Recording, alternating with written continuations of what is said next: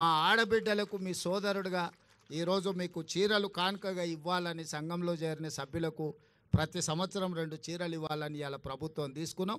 వాటి కూడా చాలా నాణ్యతతోని గతంలో పిట్టలను బెదిరించడానికి పొలాల కాడ కట్టే చీరలు ఇచ్చారు. చీరలు ఇవ్వగానే తీసుకుపోయి మన జొన్నసేన్ కాడనో లేకపోతే మన సద్దసేన్ కాడనో మన దగ్గర ఎక్కువ కదా పిట్టలు వాళ్ళకు ఉండడానికి అవి తీసుకొని పోయి బెదురు కోసం కట్టేటోళ్ళం. అట్లా కాకుండా ఇవాళ మన సొంత ఆడబిడ్డ పండుగ పూట ఇంటికి వస్తే ఎట్లయితే మనం బట్టలు పెడతాం అంత నాణ్యతతో కూడుకున్న 2 జతల చీరలు సీతక్క నాయకత్వంలో ఈరోజు మీకు ఆ చీరలు కూడా ఇవ్వాలని మన ప్రభుత్వం నిర్ణయం తీసుకున్నది. ఇవన్నీ కూడా మీ ఆశీర్వాదం ఉండబట్టి మీరు అండగా నిలబడబట్టే ఇన్ని కార్యక్రమాలను మనం చేసుకుంటున్నాము. ఇవన్నీ భవిష్యత్తులో ఇంకో కొనసాగాలి అంటే మీరు సంపూర్ణంగా మద్దతు పలకాలి. ఏ కుటుంబం కూడా ఒకటే రోజు ఒకటే సంవత్సరంలో అన్ని సమస్యలు తీరవు. మనం ఇల్లు కట్టాలన్నా ఇంటి ముందర అలుక్కోవాలన్నా పండుగ చేసుకోవాలంటే కూడా ఇల్లు అలకంగానే పండుగ అవుతుందని పెద్దలు అన్నారు కదా. అట్లనే ఒక్కొక్కటి పరిష్కరించుకుంటూ వస్తున్నాం. మళ్ళీ చాలా రోజులకు మళ్ళీ మిమ్మల్ని వంటింటికే పరిమితం చేసిన పరిస్థితి నుంచి మళ్ళీ బయటకు వచ్చి మీరు మీ స్వయంగా మళ్ళా పనులు కార్యక్రమాలు తీసుకునే స్టేజ్కి ఈరోజు మనం వచ్చినాం. ఇక్కడ నుంచి ఇంకా వ్యాపారంలో వేగంగా ముందుకు పోవడానికి అవసరమైన ప్రణాళికలు చేస్తాం. నేను చీఫ్ సెక్రటరీ గారికి అదేవిధంగా దివ్య రాజేంద్రన్ గారికి కూడా నా సూచన ఒకటే, ఈరోజు మీరు రూరల్ అండ్ అర్బన్ రెండింటిని సపరేట్గా చూస్తున్నారు. రూరల్ అర్బన్ లేదు. తెలంగాణలో మహిళల ఒక్కటే. కార్పొరేషన్లో హైదరాబాద్లో ఉంటే ఒక రకము, లేకపోతే ఇవాళ నారాయణపేటలో ఉంటే ఇంకో రకం కాదు. మహిళలు అంటే తెలంగాణలో మహిళలు అందరూ ఒక్కటే.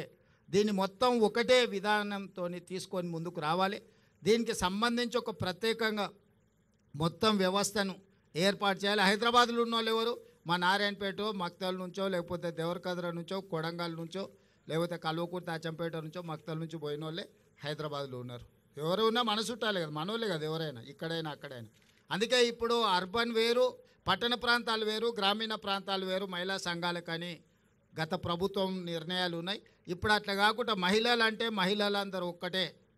తెలంగాణ రాష్ట్రంలో 1 కోటి మంది మహిళల్ని స్వయం సహాయక సంఘాలలో సభ్యులుగా మార్చాల్సిన అవసరం ఉన్నది. మన చుట్టాలు ఎవ్వరున్నా సంఘాలలో చేర్చండి. 1 కోటికి మనం చేర్చుకోవాలి. ఏదో ఒక రోజు అవకాశం వచ్చే రోజు అందరు మహిళల్ని హైదరాబాద్లో మహిళా శక్తి ఔటర్ రింగ్ రోడ్ మొత్తం మన 1 కోటి మంది మహిళల్ని ఔటర్ రింగ్ రోడ్ మొత్తం మీద మొత్తం అందరం మనం వచ్చి మన శక్తి మన బలాన్ని ప్రదర్శించేటట్టు చేద్దాం. ఆ రోజు అరుణమ్మ గారి సహకారంతో ప్రధానమంత్రిని కూడా పిలుద్దాం. తెలంగాణ మహిళా శక్తిది, మాకు నిధులు ఇవ్వండి. మా ఆడబిడ్డలకు ఇస్తారు, కేంద్ర ప్రభుత్వం ఇవ్వాల్సింది కదా, ఇయ్యారని నేనేమో అంటలే. నేను సో కేంద్ర ప్రభుత్వం నుంచి కూడా మనం సహకారం తీసుకుందాం.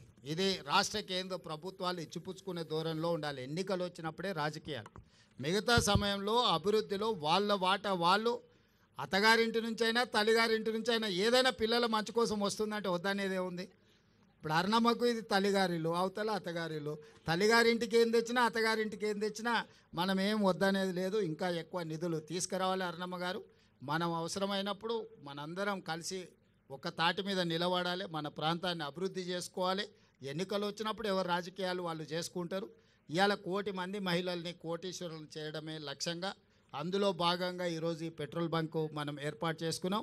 నా సూచన, ఆల్రెడీ మనం జిల్లా మహిళా సమాఖ్యలకు బంగ్లాలు ఇచ్చినట్టున్నాము కట్టుకోవడానికి. అవి వేగంగా 5 కోట్లు ఒక్కొక్క జిల్లా మహిళా సంఘ భవనానికి ఇచ్చినాం. ఇవే కాకుండా ప్రతి జిల్లాల మొదటి స్థానంలో సిఎస్ గారు అన్ని జిల్లాలలో ఒక జిల్లాకు ఒకటి అన్ని పెట్రోల్ బంకులు ఇచ్చి ఏర్పాటు చేయాలి. ప్రభుత్వ భూములను ఎక్కడెక్కడ ఉన్నాయో వేయండి. మంచిగా బాగా వ్యాపారం జరిగే దగ్గర చూసి వాళ్ళకు ప్రభుత్వ భూమి ఇద్దాం. దానికి అవసరమైన పెట్టుబడులు ఆ బీపీఎల్ కానీ ఐఓసీ కానీ ఏ కంపెనీలు ఉంటే ఆ పెద్ద కంపెనీలతో మాట్లాడదాం. అరుణమ్మ గారి సహకారం కూడా తీసుకుందాం. ఎందుకంటే కేంద్ర ప్రభుత్వానికి సంబంధించిన సంస్థలు అవి, వాళ్ళ నుంచి కూడా పెట్రోల్ కానీ దీనికి కానీ ఏమేం కావాలనో మొదట జిల్లా స్థాయిలో చేద్దాం. తర్వాత కనీసం ఒక్కొక్క అసెంబ్లీకి ఒక్కటన్నా మనం ఈ పెట్రోల్ బంకులు పెట్టించేస్తే ఆ లోకల్ సమైక్యాలకు ఆర్థిక సమస్యలు తీరుతాయి. వాళ్ళ నిర్వహణ కోసం కానీ, వాళ్ళ ఇల్లు అంటే వాళ్ళ ఆఫీస్ కానీ, వాళ్ళ రెగ్యులర్ మీటింగ్లకు కానీ ఎలాంటి ఇబ్బంది లేకుండా ఉంటుంది. ఇలాంటి కార్యక్రమాలన్నీ కూడా తీసుకొని ముందుకు వెళ్తాం. మీ అందరి సహకారం ఉండాలి. అభివృద్ధిలో ఏది ఉన్నా నిస్సంకోచంగా అడగండి. పర్ణికమ్మ ఇక్కడ స్థానిక ఎమ్మెల్యే గారు మొదటి నుంచి వాళ్ళ తాతగారి నుంచి కూడా ఈ ప్రాంతానికి సేవలు అందించిన కుటుంబాలవి. వారి చిట్టెం నర్సిరెడ్డి గారి నుంచి వారి వరకు మూడో తరంలో ఈరోజు ప్రజాసేవలో వాళ్ళు ఉన్నారు. వాళ్ళ తండ్రి వెంకటేశ్వర రెడ్డి గారు ప్రజాసేవలోనే వాళ్ళు చనిపోవడం జరిగింది. ఆ కుటుంబం మొదటి నుంచి మీకు అండగా నిలబడ్డది. అన్ని రకాలుగా మీకు అండగా భవిష్యత్తులో కూడా ఉంటారు. ఆ కుటుంబాన్ని కూడా మీరు ఆదరించండి. భవిష్యత్తులో మీకు ఎన్ని రకాల సహకారం రాష్ట్రం ప్రభుత్వం వైపున అందిస్తా. రేపు స్కూల్లో వచ్చే లోపల స్కూల్ డ్రెస్సులు కానీ స్కూళ్ళ నిర్వహణ అన్నిటికంటే ముఖ్యంగా మన పిల్లల భవిష్యత్తు చదువు మీదనే ఆధారపడ్డది.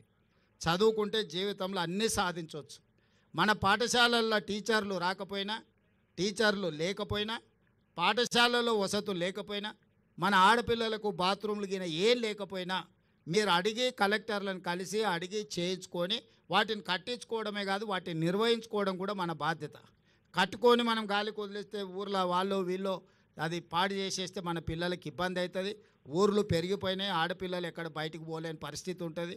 మనం ఆ టాయిలెట్స్ మెయింటెనెన్స్కు నీళ్లు కానీ ఇతర కానీ మీరే తల్లులు, మన పిల్లల బాధ తండ్రుల కంటే తల్లులకి ఎక్కువ తెలుస్తుంది. ఆడపిల్లలు ఇబ్బంది ఎట్లొస్తుంది, స్కూల్లో పొద్దున్న నుంచి సాయంత్రం వరకు కూర్చోవాలంటే వీటి నిర్వహణ కూడా మీరు జాగ్రత్తగా చేయండి. అందుకే ఆ నిర్వహణ కూడా మీ చేతుల్లోనే పెట్టిన. మీకంటే ఎక్కువ ఆడపిల్లల బాధ ఎవరికి తెలియదు.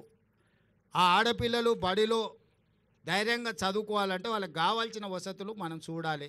నిధులు నేను ఇస్తా, నిర్వహణ మీరు చేసుకోవాలి.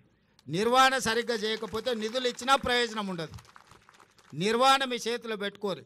టీచర్లు రాకపోతే రాసుకోండి, కలెక్టర్కి పోయి చక్కగా ఫిర్యాదు చేయండి. ఎందుకంటే ఒక్కొక్క టీచర్కు మనం 1,50,000 జీతాలు ఇస్తున్నాం. ఆ సార్లను పిలిపించుకుంటేనే మన పిల్లలకు చదువు వస్తుంది.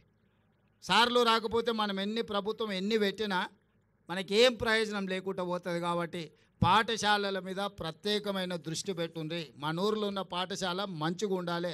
మనం గుడి కోసం ఎన్ని రకాలుగా ఊర్లో మనం ఏర్పాట్లు వేసి అందరం కలిసికట్టుగా తలా 10 రూపాయలు వేసి గుడి కట్టుకుంటున్నాం. గుడి లేకపోతే గుళ్ళే పూజారి లేకపోతే మనమే 10 రూపాయలు జమేసి పూజారికి జీతభత్యాలు ఇచ్చి మనం పని చేసుకుంటున్నాం. ఊడ్చేటోళ్ళు లేకపోతే మనమే ఒకరం వంతుల వారిగా గుడి ఊడ్చుకుంటున్నామా? మరి అదే విధంగా బడిని కూడా మనం అట్లా నిర్వహించుకోవాలి. గుడిని ఎంత పవిత్రంగా మనము నిర్వహించుకుంటున్నాం, బడిని కూడా అదే విధంగా నిర్వహించుకుంటే మన పిల్లలకు చదువు వస్తుంది.